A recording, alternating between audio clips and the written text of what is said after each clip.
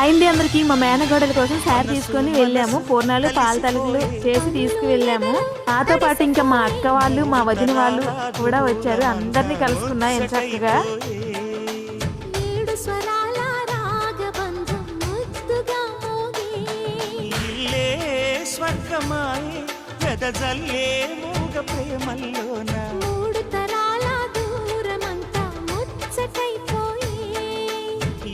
స్వరాల రాగబంధం ముద్దుగా మోగే.